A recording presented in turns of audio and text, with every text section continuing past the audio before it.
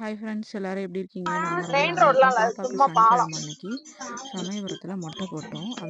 அந்த mini vlog தான் இப்போ பார்க்க போகிறோம்.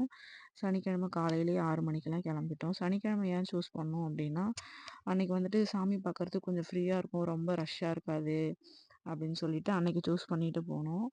நாங்கள் நினச்ச மாதிரியே அங்கே ஒன்றும் அந்தளவுக்கு கூட்டம் இல்லை.